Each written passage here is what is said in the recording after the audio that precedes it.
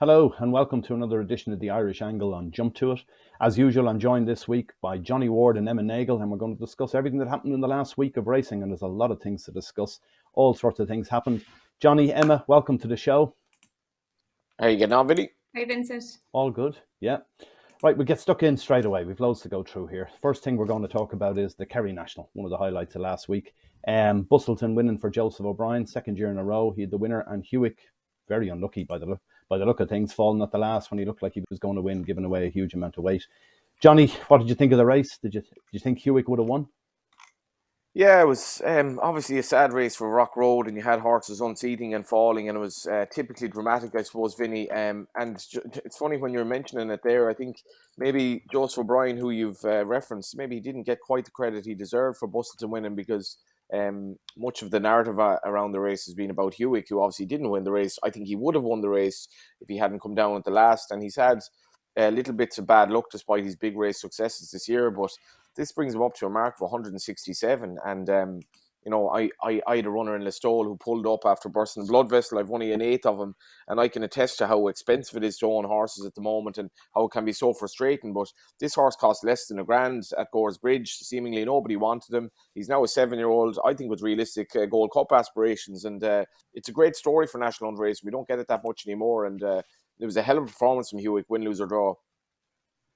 Yeah, I agree. And I'm a bit surprised with Sharks after race comments talking about heading to America next for the American Grand National, a race run over hurdles and fences. Not quite sure that's the preparation you want for what is realistically a Gold Cup contender. What do you think, Emma?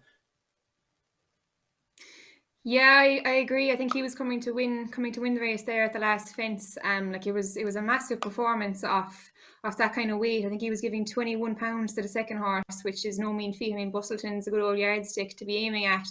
So I agree with Johnny. I think he's a real Gold Cup contender now. I think he's around 40-1, and he looks a massive anti-post bet at that kind of price.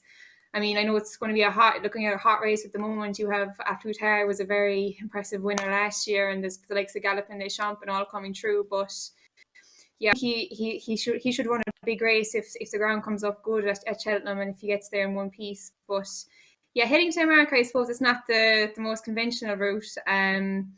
I know Willie is sending Kenboy over, but I suppose they're kind of at different spectrums of their career at this stage. But look, I suppose he's a good ground horse. You mightn't get that kind of ground all the way through the winter.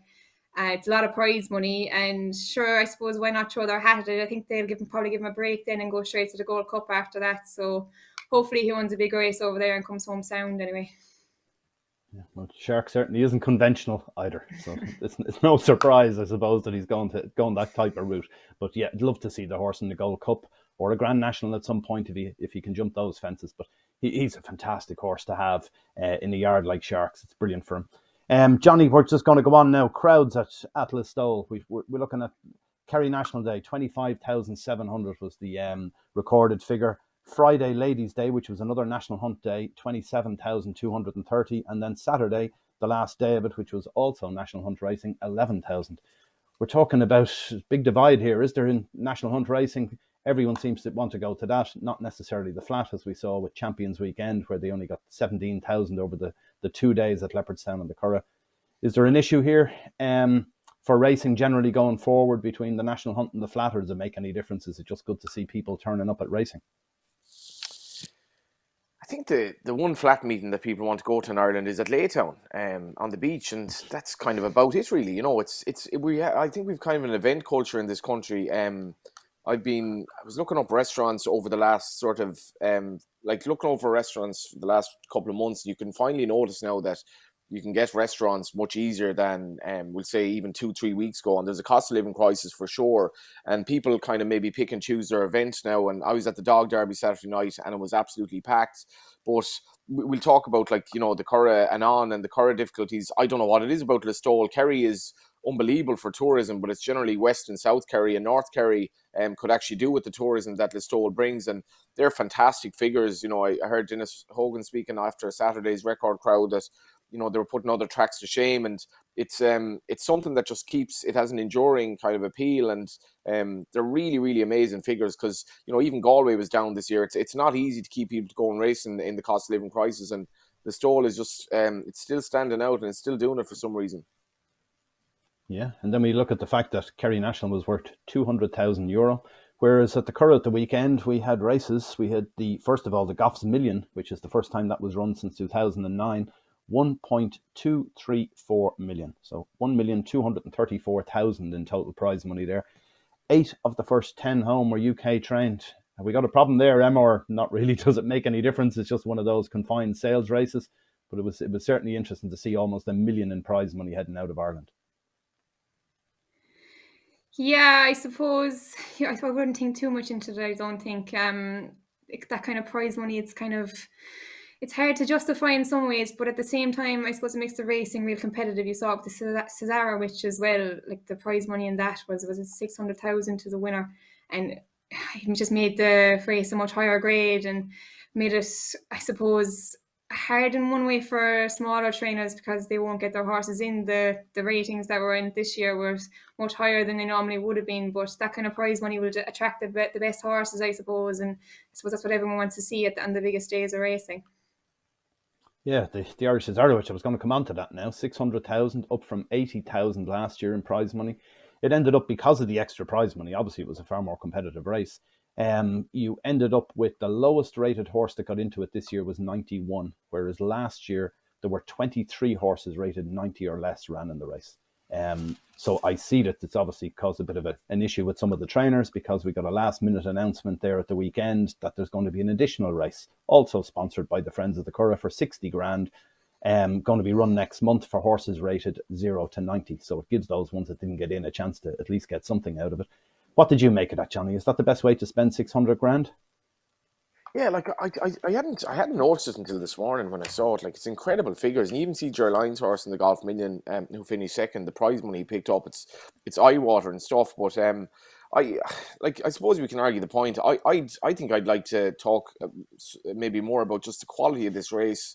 It had everything you want in a flat race. Like, we talk about like the jumps, fraternity having the edge in Ireland, but when you stay in flat races of this quality and you've Willie Mullins having the second and third home, Camelot having 3 of the first 4 home, and the way the race ran, with Lot of Joy having to come wide into the straight because of the draw, but ultimately the ride that Wayne Lorden gave the winner, and he's a horse that they thought a lot of, but like to have the proverbial balls to do what he did, pretty much last for much of the race against 30 odd rivals. It was an incredible flat race, and I'd say it was just amazing to watch if you were on Echoes and Rain thinking you were getting done. But that was, like, to me, that was one of the highlights of the season. And Wayne Lorden is obviously a part of the team at Ballydoyle. He doesn't get that many big race winners necessarily because he's normally on the second or third string, but I don't know if he'll ever give a horse it's always a good ride when it wins, but like this was clockwork, and I thought it was an amazing race to watch.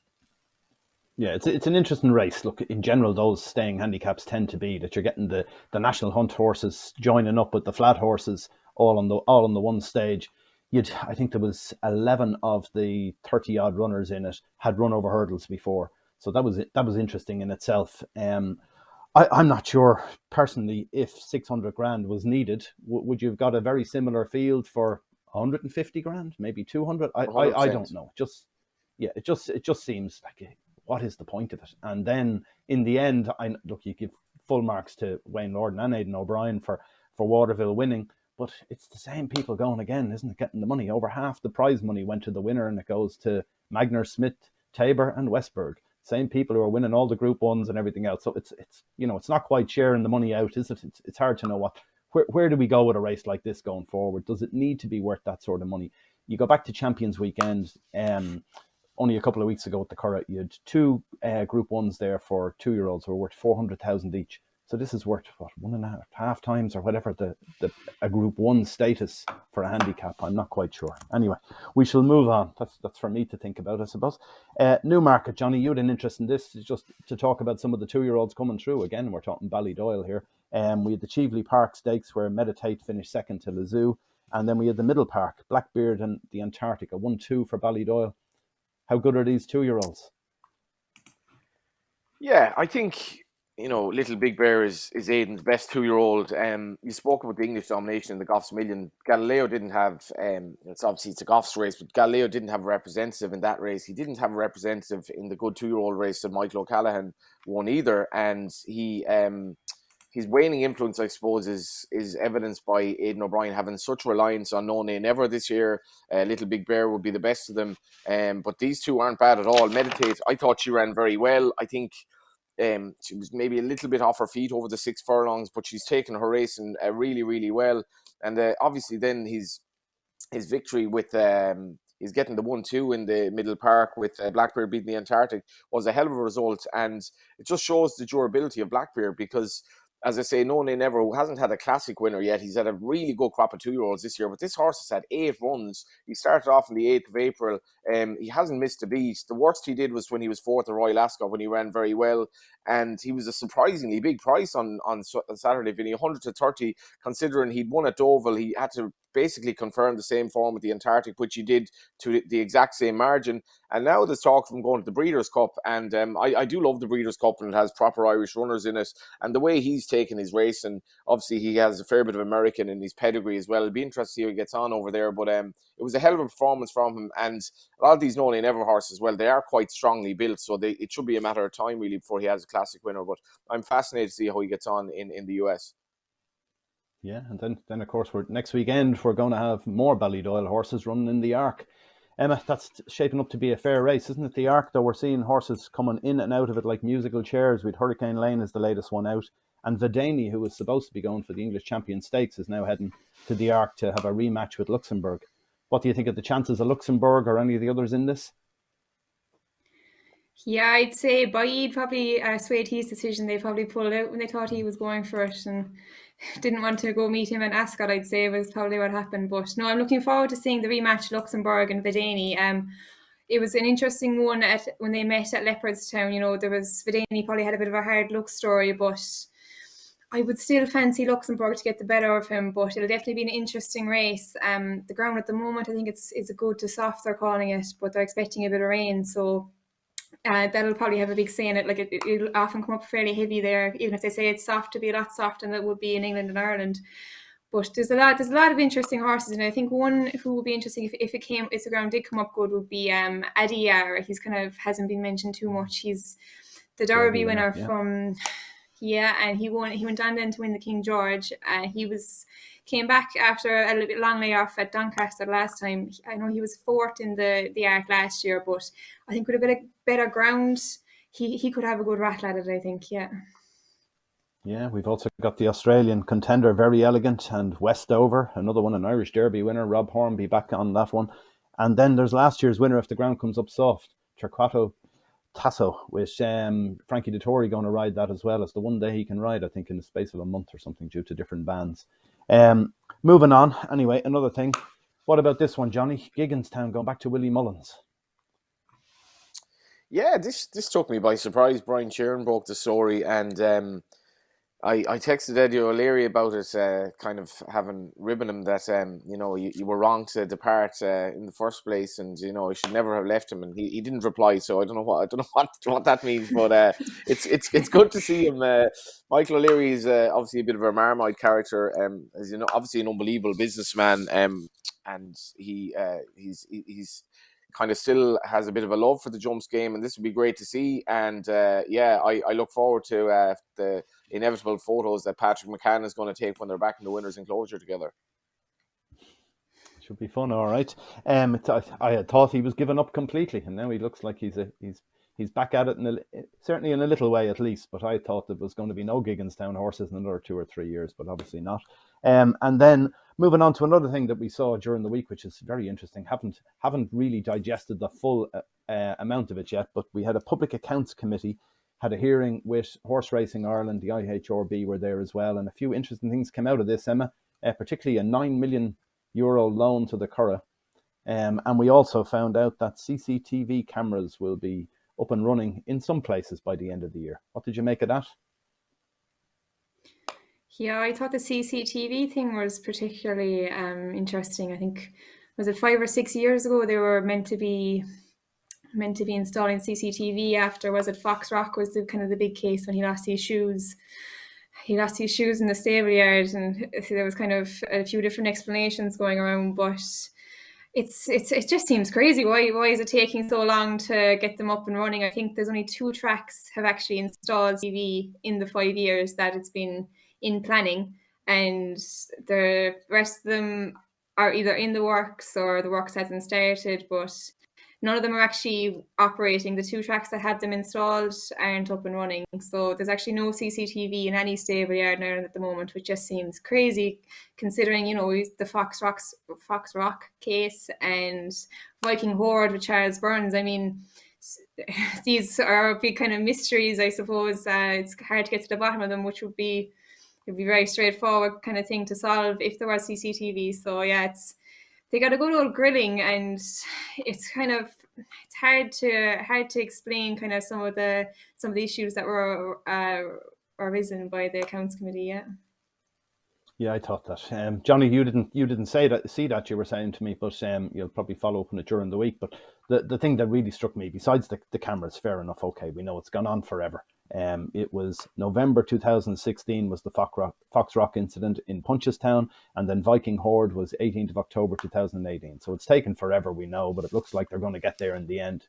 Hopefully by the end of the year, they reckon that 20 of the 25 tracks will have cameras up and running in operation, and that's the end of that issue, hopefully, going forward. But the other one, which is definitely an issue that's going to rumble on, is the Curragh racecourse and how much it's costing. Horse Racing Ireland have a 35% stake in the racecourse, and it's cost them, they're saying in their 2019 accounts, it cost them 2 million, in 2020 1.8 million, and they also gave a loan of 9 million to the Curragh, which it turns out, if it's not repaid by 2024, which seems highly unlikely, that the Curragh stake, or the HRI stake in the Curragh Racecourse company, will increase from 35% to 37%. Is that really where we want 37% ownership of that for the industry? Like, what is the point of this? It's really difficult to say, where do we go with the Curragh? We understand it's a flagship and it needed redevelopment for all sorts of reasons, absolutely. But this is costing a fortune, isn't it? It's going to continue to cost a fortune.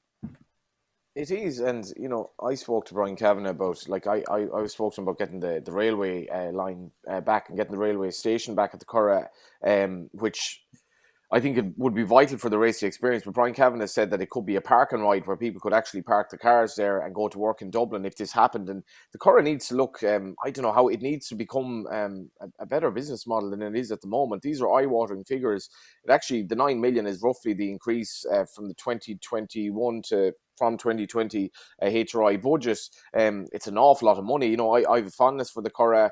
I think it's alienated a lot of local people throughout the years for whatever reason. And as you know, Vinny, a lot of the locals just don't go anymore. But this isn't a good figure. It's a big challenge for Brian Kavanagh. He was in the HRI job for 3 terms, but the challenges he faced in the Curragh are arguably greater again. And I'm not sure what the answer is, to be honest. Yeah, I know that some of the Public Accounts Committee weren't too happy with the fact that this 9 million for the Curragh was sanctioned under his watch with HRI when he was CEO, and then he transfers over to the Curragh where he goes to spend the 9 million, which doesn't look great. From an outside point of view, we understand that, within racing, he's a very capable man, and no doubt, if you want someone in there to turn the ship, he's probably the man you want in there at this stage. But it's going to take some turning that ship, isn't it? And it's a very expensive ship with a lot of holes in it is the issue. And you just wonder about it going forward. Like, where are we going to be in 2 years when we have a change of government? There could be a different funding model. That's a possibility coming down the line. But also with the recession that looks likely, with the inflation we have at the moment and everything else, it's getting very hard to get bums on seats. That's the only answer to the Curragh, is to try and get people in and to get them back going there. How do we do that in the economic climate is going to be very difficult to say. But is this going to be a drain on horse racing Ireland's resources for the industry for the next umpteen years going forward, constantly shoving money into the Curragh because it keeps losing money? The other thing with this is that if they were putting it into one of their other assets, such as Tipperary Racecourse, where there's a big development plan there, or Leopardstown, which they also own, at least at some point, like happened in greyhound racing, they were able to sell off Harold's Cross or whatever it was on other tracks. They can never sell off the Curragh. They don't own the land. That's the first thing. It's the Department of Defence own that, so it's never going to be sold. it can be only used for horse racing purposes, so it can never be sold to anyone else for anything else. So it just seems it's good money after bad, perhaps. But anyway, we won't solve it here, I suppose, but it's certainly something to highlight, and there'll be more to come from that Public Accounts Committee, I'd imagine, over the years to come. Moving on, lastly, we're going to each give a horse to follow from Listowel, something we saw that might pop up again, hopefully, in the National Hunt season and provide us with a win somewhere down the line. Johnny, give me your thoughts first. Have you got one? I do. I know John Murphy's more associated with Killarney, but just keep an eye out for a filly called Chatterbox, Vinny. She's by Fast Company, and she hasn't actually, what with the summer that we've had, she hasn't actually run all that much on sort of soft ground. Being by Fast Company, I thought it would suit her. It was soft to heavy at Listowel. But if you watch the race back, she was basically last under Colin Keane. He was fairly easy on her. Met traffic in running and stayed on really strongly at the finish. And if she reappears over 1.2 miles on softish ground, and she presumably will get it before the season is out, I'd be having a right good bet on her. Very good. Emma, have you got one for us? Yeah, I thought Eddie O'Grady's horse that won the maiden hurdle on Saturday, I thought he was fairly impressive. Rumi was his name. He was very, I think he bought him out of Roger Charlton's. He was actually a flat horse, and you wouldn't think it looking at him at all. He looked like a big, massive old pointer. And I think that's what Rachel said he rode. Like she said he rode for Fair's Green and Novice. But I was very impressed with the way he looked. God, I think he's about 17 hands, a big, imposing horse, and he was attacking his hurdles. And I think he could be a good horse for Eddie O'Grady going forward. I think he's going to mix it up on the flat with him as well, which is interesting. They kind of mentioned a 2.5 mile handicap at Thurles, I think, next month. For him, but he's a very low rating on the flat as well. So I think the way he ran at Listowel, they could definitely take advantage of that as well. So he's going to keep an eye out both over hurdles and on the flat. But he's probably a chaser in the making, I'd say, the way he jumped his hurdles. Great stuff. And I'll throw one into the pot as well. I was going to pick Hewick, but it's a bit too obvious, isn't it? But you'd like to see him progress going forward, absolutely. And maybe he is a Gold Cup horse, maybe he's a Grand National horse. But the one I'm going to pick is a horse called Longhouse Force, which also didn't finish at Listowel. It was brought down at the third last in a 3 mile handicap hurdle. It's low grade stuff, but Derek O'Connor rode it, and he looked very disappointed when he got brought down. He was just creeping into contention. I thought he was going to be involved. He's trained by Brian McMahon. The horse actually fell foul of the Stewarts last November in a maiden hurdle in Thurles when he was got wrapped with a fine and a suspension, but he's back up and running. He's got a handicap rating now. It's very low, and I think that horse will win sooner rather than later. That's us wrapped up for today. Thanks very much for joining me and all your contributions, and we'll be back again next week, same time, Monday, and hopefully we'll be discussing an Irish Train Winner of the Arc. Thanks for joining us. Bye for now.